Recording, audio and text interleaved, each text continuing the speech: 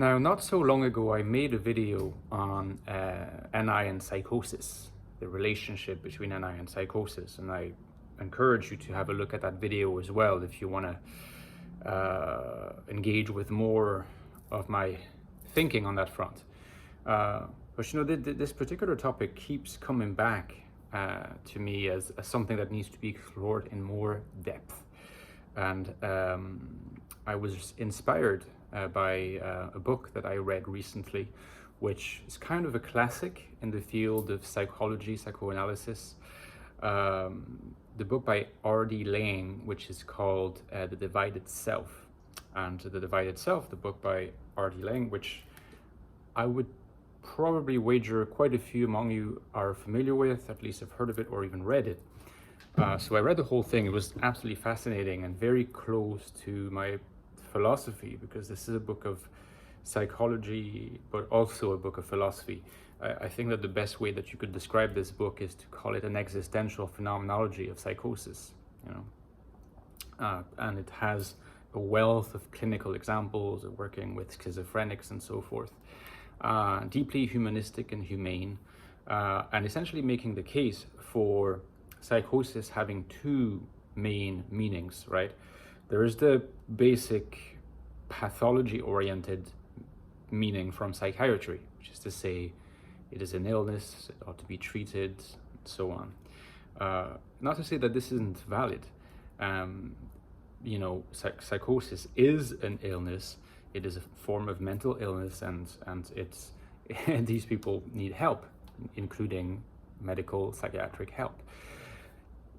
The point that R.D. Laing makes in the book, as I understand it, is that we shouldn't stop just at pathologizing psychosis, because if we're doing that, in a way, we are categorizing people who have psychosis as not really subjects, as people who are so fundamentally different from the rest of us that we become unable of fully acknowledging their humanity and their dignity as human beings. We become unable to see them as anything else than mentally ill people. And you know, there's a few things that really resonated with me in this. First of all, of course, I find the argument very convincing, compelling, and it aligns well with how I see the issue.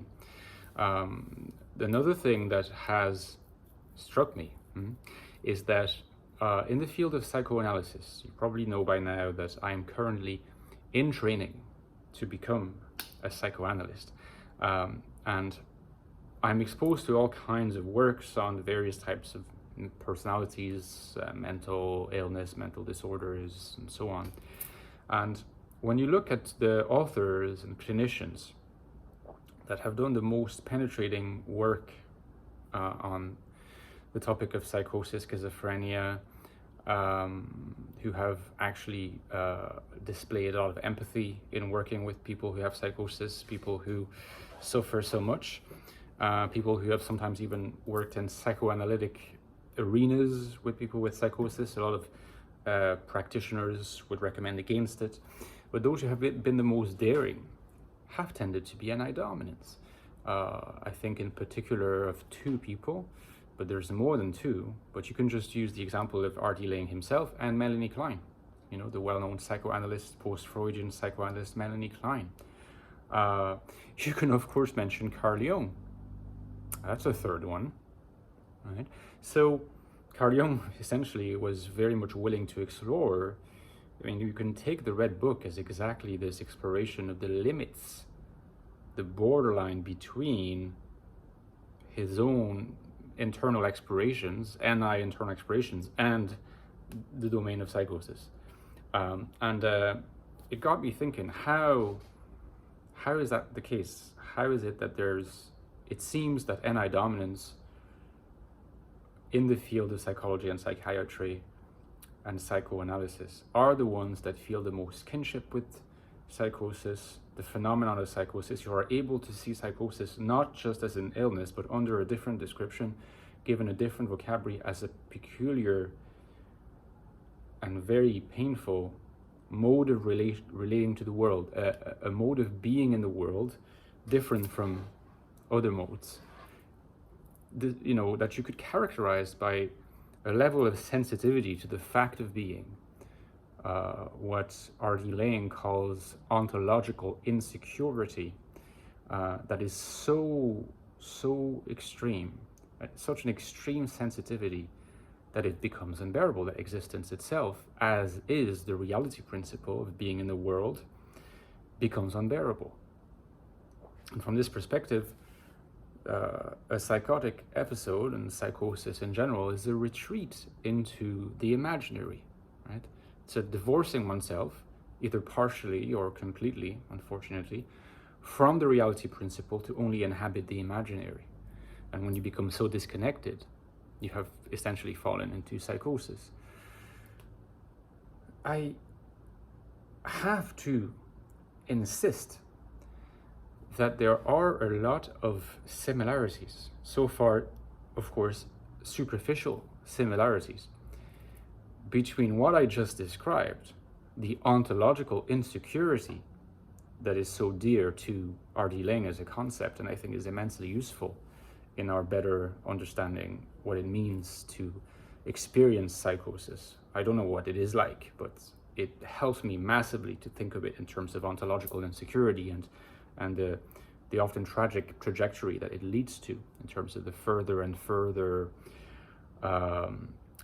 distancing of the self from the world until it becomes a world unto itself and is no longer actually linked to the world.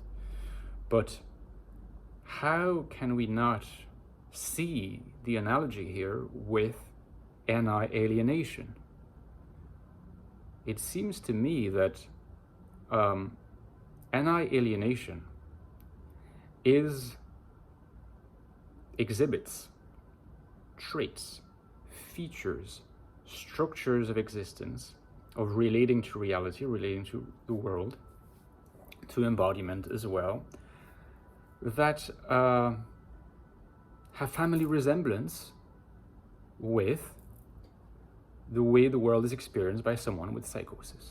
This is something that I had started to explore, a territory I've begun to chart in my previous video on and psychosis, but I am forced to say that, I'm compelled to say that this needs to be explored in much more detail, because in some ways, how it feels to lead with NI in the world can best be conveyed by using illustrations from the lives of people with psychosis, because it's like using a magnifying glass in many ways.